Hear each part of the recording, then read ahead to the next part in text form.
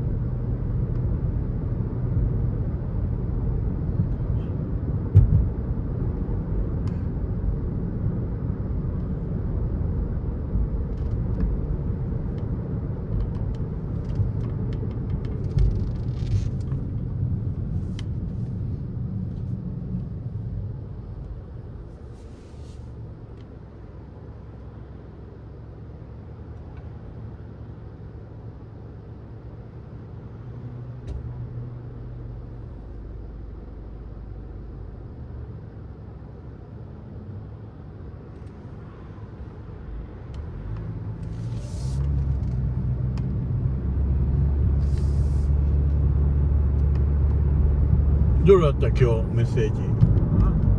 どうだった？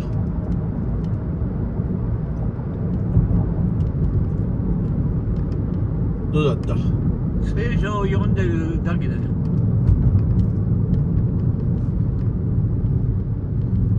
深いところを話してるやん。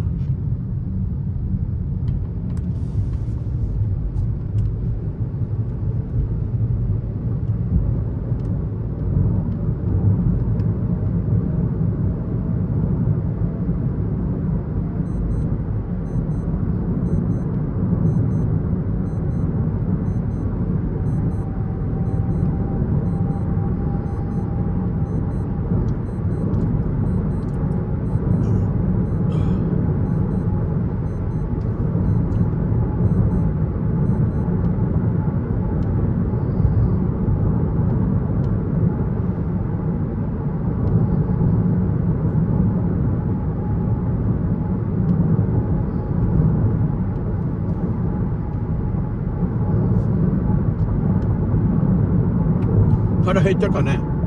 減った。なんか作るわ。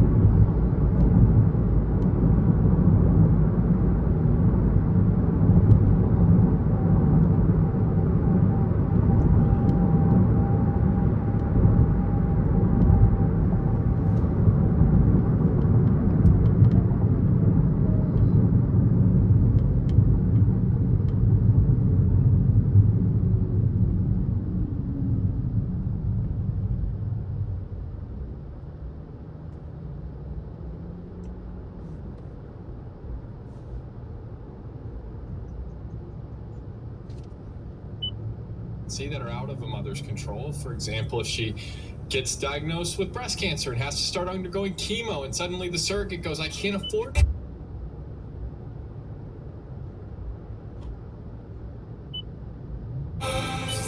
Pandora's box here, because it really does create all this room for all these situations where you're putting the baby's life at risk, and these require contracts. Well, what does a contract do but treat a baby as a piece of property? Now we put a child in the place of in the space of property, and we've made a contract to govern whether they live or die. Manipulative. That even if we hadn't sinned, even if we had never sinned, the incarnation still would have happened. Why? Because it's the means by which God was going to recapitulate or draw together all creation under the headship of the Son. Now, that's associated later on with John Duns Scotus, and hence you've got a Thomist versus a Scotist view of salvation. But you're right that in some ways the roots of the Scotist view go all the way back to Irenaeus, who was deeply indebted to Paul here. It's a beautiful idea. It's a hopeful idea. It's God's desire for his creation, that nothing be lost, that God will gather all things together under the headship of Christ. It's a more lyrical sort of cosmic understanding of the incarnation and the cross. See, the danger, I suppose, of a purely reparative idea is it becomes very much focused on us and on us fallen human beings, where the recapitulative idea is cosmic in scope, and it speaks of what God wants and desires for his whole creation. And it's a beautiful, lyrical, optimistic construal. We mentioned at the outset how the context of this announcement that Pope Francis will be declaring St.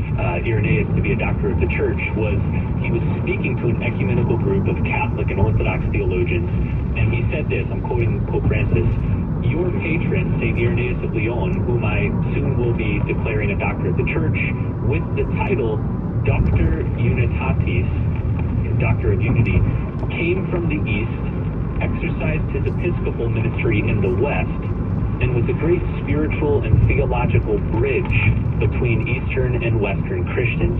To say something about this idea of Irenaeus as a bridge figure. It's a very important idea, and he's right, first of all, in the kind of geographical sense, that literally he moved from the East to the West, and so he's a bridge in his own person. He carries a more Eastern style of thinking into the West. Keep in mind now, this is a very interesting and long historical problem. The definitive break between the East and the West is in 1054, so long after the time of Irenaeus. But prior to that split, you can see certain differences in theological style and emphasis. For example, in Trinitarian theology, the East tends to emphasize the distinction of the persons. The West tends to emphasize the unity of God. Now, each says the other as well, but there's a kind of style, of theologizing. What do we see now in Irenaeus? And I think here, in contradistinction to Augustine, again, whom I reverence, anyone that's ever followed me or read books of mine, I reverence St. Augustine. But I think Irenaeus is an important corrective. And here's what I mean. There is a kind of pessimism about Augustine when it comes to human nature and the fall. He has the famous theory, I think kind of infamous theory, of the massa damnata, that the overwhelming majority of human beings are damned, and only a tiny handful, through God's inscrutable grace, are called from the massa damnata into salvation. In Augustine, a great stress on original sin and the kind of dire consequences of it. Irenaeus, I think it's fair to say, and it's a more Eastern style of thinking, has a more optimistic anthropology, less of a focus on the kind of awfully dire consequences of original sin. With anakephalaiosis, I think a more optimistic sense of the possibilities of salvation. Now think of people like Gregory of Nyssa, think of Maximus the Confessor, Eastern figures, who tend in a somewhat more universalizing direction regarding the question of salvation. The Augustinian tradition tends in a more kind of darker, more dire understanding of it. That's why I think it's important that Irenaeus, having journeyed literally from East to West, is in a way a certain injection of Eastern thinking into the Western context. And that's all for the good, I think. I quite agree with the Pope there that he's theologically a bridge. And the West can benefit from that certain injection of a more Eastern perspective. Again, it's not to say, boy, the East has got it all together and the West is all. No, not at all. Look, I'm an Aquinas man, and so I love the Western tradition. But I think, as John Paul II said, we want to breathe with both lungs, both East and West. And Irenaeus, I think, helps that process. Let's close with this final question about Irenaeus' relevance today. I discovered this fact while preparing this episode, that the Second Vatican Council cited Irenaeus 14 times, which makes him the second most cited church father after only Augustine, whom you just mentioned, this connection between Augustine and Irenaeus. So clearly the council fathers believed that Irenaeus had something to say to the church in the modern world.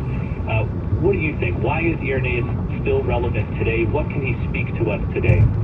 First of all, Brandon, I was grateful for that. I didn't know that he was the second most cited father. It doesn't surprise me, really, because think of the influence of de Lubac and Danielu and the Ressourcement movement, and there was such a renewed interest in the fathers, and especially in the Greek fathers, Origen, Irenaeus, and Gregory, and those people. So it doesn't really surprise me. A lot of the fathers of Vatican II and the theologians behind them would have been very open to Irenaeus. Now, why is he relevant today? There's all kinds of reasons, but I'll say this. Gnosticism is the most enduring heresy in the history of the church. We fight it in almost every generation. It's a very, very stubborn heresy. Irenaeus fought this heroic Gettysburg-like battle against it in the 2nd century, and his book remains a sort of monument of how to deal with this problem. Now, where do we see it today? I think in all kinds of ways, but let me give you one indication. Whenever people say things like, the real me, that's my will, it's my interiority, it's my freedom, my decision. And my body, well, yeah, I don't like my body, and so I'm going to change it. I don't like my identity, so I'm going to maneuver things differently. I don't like my gender, I'm going to change it. Well, that's a Gnostic intuition. That says the real me is this kind of spiritual power that lurks somewhere inside the body or alongside of it. And the body is simply malleable matter, which is there for the good pleasure of the spiritual power. That's right out of the Gnostic playbook in terms of anthropology. You can trace it back, as I would, to the founders of a lot of modern philosophy. Look at Descartes' cogito. Look at Kant's privileging of the will in matters of ethics. In all sorts of ways. Look at Hegel's apotheosizing of the ego. Those are all finally Gnostic moves. They born, in my judgment, bitter fruit today in ways I've been describing. Whom do we need? We need Irenaeus. We need a new Irenaeus. It's cool, Brandon, just as John Henry Newman, 19th century, said, we need a new Athanasius. He felt we need and of course, and he sort of claimed the mantle of the new Athanasius. We do need a new Irenaeus today, because those hereses are still around, and we need his eloquent voice to speak against them. Well, as we wrap up here, I'd like to remind you once again to get your copies of the new edition of Bishop Barron's 3 best-selling books. Again, The Strangest Way, Proclaiming the Power of Christ, and Now I See. Again, gorgeously designed hardcover volumes. You can pick them up at the website bookstore.wordonfire.org. I will also include a link in the show notes. Well, thanks so much for listening. We'll see you next time on the Word on Fire show. Ron Meyer talks sports and faith on Plus to Play. Next on Close to Be CWTN Station. Broadcasting the way, the truth, and the life. This is EWTN. This is a Did You Know moment with Sandra McDevitt. Did you know the oldest Bible fragment dates back to 170 AD? Father Moratori found the fragment in the Ambrosian Library in Milan and published it in 1740. The Latin translation is from the Greek and dates to 170 AD. The translation is poor quality Latin. The fragment contains 85 lines. The beginning is missing and it ends abruptly. There is mention of the pontificate of Pius I, 140 to 155, as being recent. The author is not identified, but lists the 4 Gospels, Acts of the Apostles, all of Paul's letters except Hebrews, St. Jude, and the Book of Revelation. The author mentions a non-canonical biblical apocalypse of St. Peter, but notes it is not to be read in church. So now you know about the oldest Bible fragment for 170 AD. I'm Sandra McDevitt, EWTN Radio. This is Jim Pinto, Director of EWTN Media Missionaries. Mother Angelica said, the essence of evangelization is to tell everybody Jesus loves you. You can help EWTN share the good news by becoming a media missionary. Visit EWTNmissionaries.com today and join us in sharing the eternal word with the world.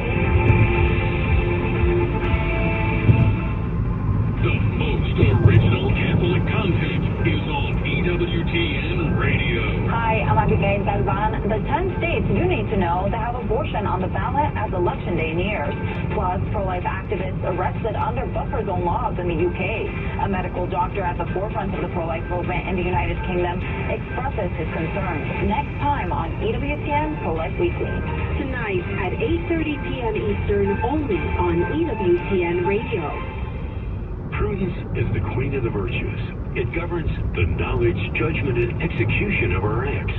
Visit EWTN.com/vote for everything Catholic voters need to know before picking up a ballot.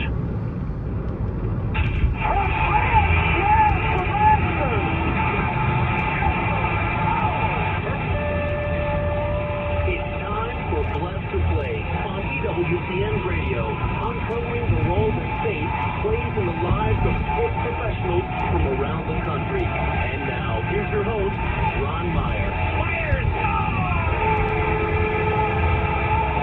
My guest today is Walter Pennington. He's a professional baseball pitcher in the Texas Rangers organization. Before that, he played for the Kansas City Royals. In fact, he made his major league debut on July 5th of this year. He's from Colorado, and he made his debut against the Colorado Rockies. How about that? We'll talk to Walter about his career playing baseball and his faith life, why it is so important to him. Walter, thanks for coming on Blessed to Play. Do appreciate it. Thanks, Sean. It's great to be here.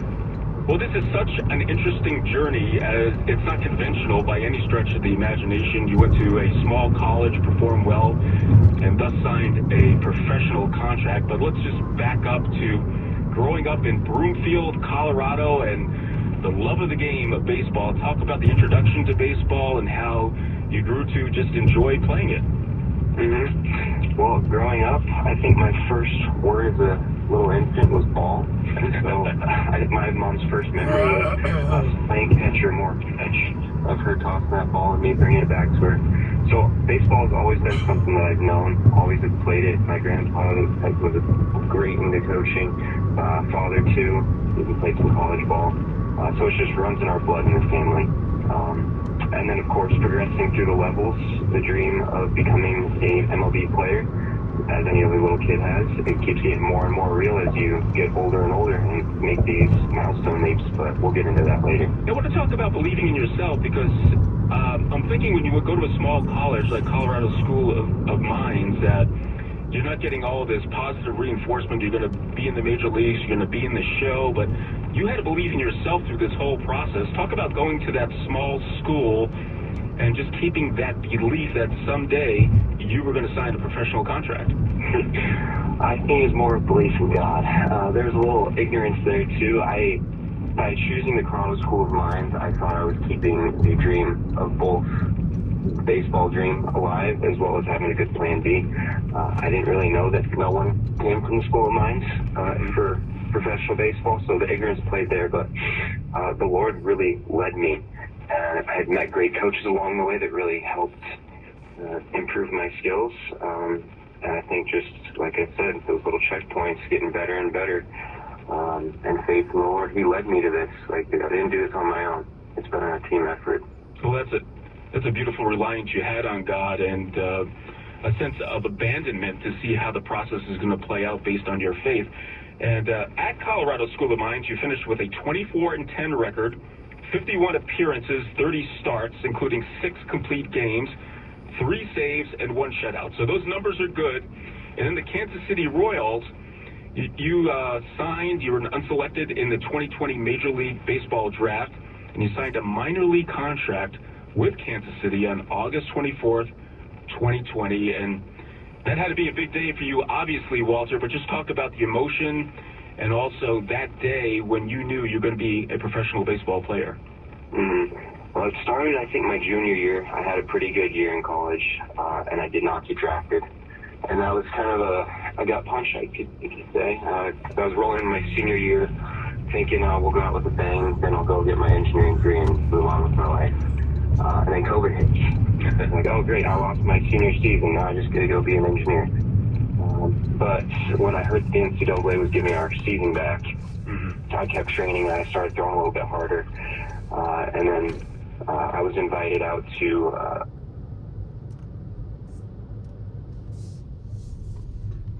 お父さん、なんかランチマーケットチャイニーズのうどんかなんかあ、いいね。じゃあ一緒に入ろうか。なんか買うものあったら安いもので食べる昼食。そばあんのかね。ちょっと見てみよう。紀ノ国屋あるじゃない、ブックストア、あそこ。ダイソーもあるし。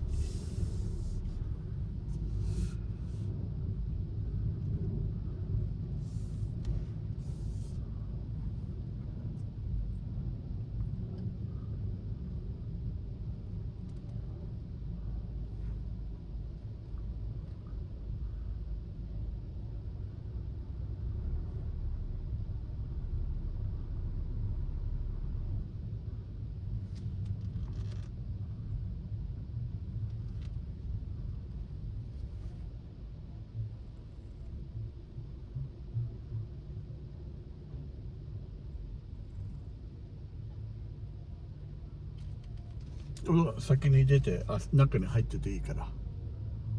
後で来るから。ちょっと待って。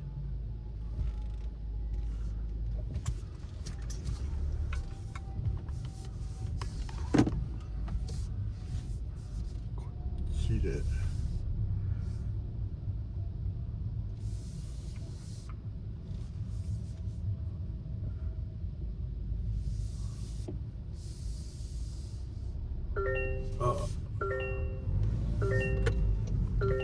ここ空いてた。